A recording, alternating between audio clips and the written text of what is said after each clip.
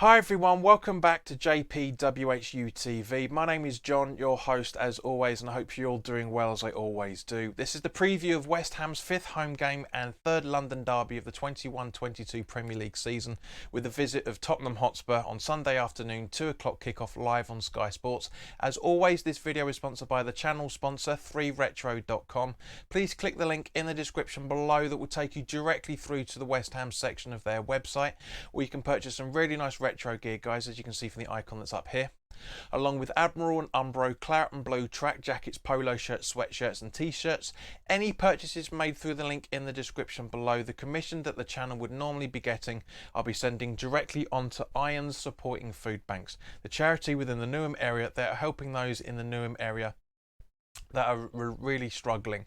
So go grab yourself a really nice retro shirt, guys. You'll be saving between 5 and 15 quid depending on what shirt you're purchasing in comparison to the club shop, and you'll also be helping those that are worse off than you and I.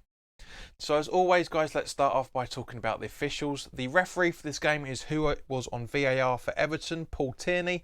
The assistants are Konstantin Hatzidakis and Neil Davis. The fourth official is Peter Banks, which I think was involved in Man United, either the League Cup game or the home game, one of the two. On VAR is Jared Gillett, and his assistant is Nick Hopton, who was one of the touchline assistants for Saints away when we drew them 0-0. Not a big fan of Paul Tierney because, as we all know, nothing happened to, was it Iwobi, whoever it was, who injured Thomas Souček quite severely. A lot of people were saying it was unintentional, but you don't put your foot back like that when you're steadying yourself. You really, really don't. So we'll have to wait and see what his actual refereeing decisions are like once he's out in front of 60,000 people. Well, 58,728, but it'll still be, do you know what I mean? Our last 6 home games against Spurs show 3 wins and 3 losses.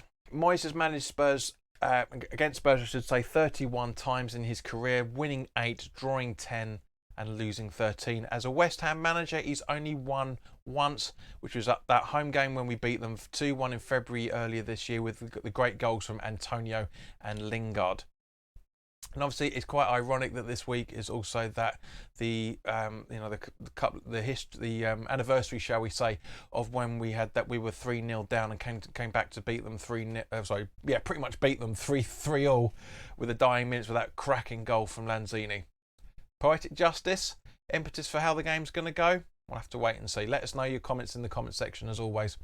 Now, last season, Spurs finished 3 points behind us at 7th, which we're all absolutely loving, on 62 points, qualifying for the new Europa League conference. They won 18, drew 8 and lost 12.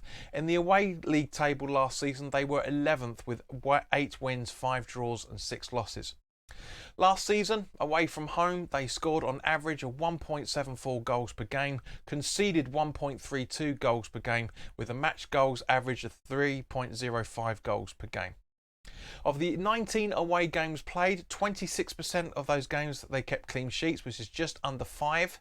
They failed to score 16% of those 19, which is just over 3 games.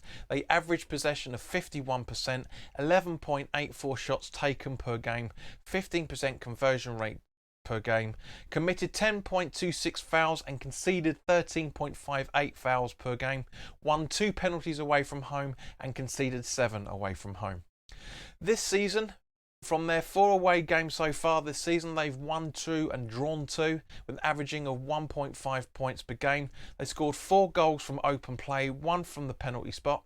They've conceded 5 goals from open play, 1 from a counter attack, 1 from a penalty and an own goal, which I'm guessing is the own goal that Eric Dyer conceded at Newcastle on Sunday.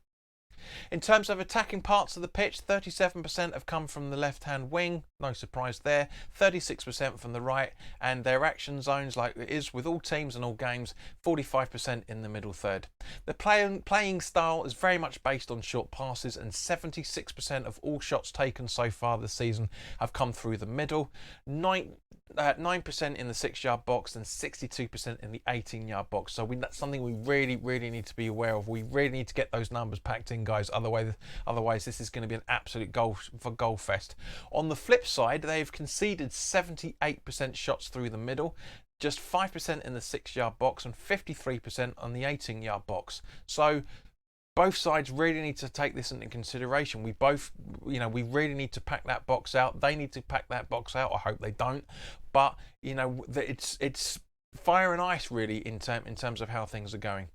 Their preferred formation is 4-3-3 that can adapt to 4-2-3-1 if needed, and their strengths are shooting from direct free kicks, creating long shot opportunities, protecting a lead, but they are also weak at avoiding fouls in dangerous areas, defending set pieces, aerial duels they are quite weak at as well, and defending attacks down the wing. But there's no surprise there, because every team's crap at defending attacks down the wing, but because we all attack down the wing, so it's 6 and 2 threes really. Last season's highest goal scorer in all games was, surprise, was no real surprise I should say, Harry Kane with 23 goals and 14 assists. Son was very close behind him with 17 goals and 10 assists. Player to watch out for other than these? All of Spurs really, guys, because we all know that Spurs can score from anywhere at any time. Just the slightest error and boom, we're conceding. It happens all the time. PremierInjuries.com shows only one long-term injury, which is to Ryan Sessegnon due to a knock, and Matt Doherty is also out due to a knock, but there is a very good chance, well, it's 25% chance at this time of the recording, that he's going to be able to return for this. Now, at the time of this recording, we've had 895 viewers over the last 4 weeks that are unsubscribed. And we've had a couple of people unsubscribe as well, for that matter, so which is understandable, because things change all the time. Sometimes if you don't watch the channel for a long time, you clear out the unsubscribe, the subscribe list. I haven't seen that for a while. Don't agree with what you're saying anymore. Understandable. It's everybody's opinion. This is what YouTube is for. But we need 48 people to subscribe to get us back to 2,000, to get us to 2,000 subscribers. So if you like what I'm doing, then by all means, please do hit the subscribe button, hit the notification bell to get to know when new recorded content is going up, such as this, and also you get to know when the live broadcasts are about to start as well. Now, turning to West Ham, nothing seems to have changed injuries-wise, although it looks like Noble's going to be fit to play for the Genk game on Thursday or tonight if you're watching this on YouTube, as this will be going up for the Patreons 24 hours in advance. And I can understand why people are saying more changes than I made for Genk, which is understandable. There's a rumour coming out that Yarmolenko's going to be out on the right. There's Bowen's going to start up front. There's going to be wholesale changes. Totally understandable.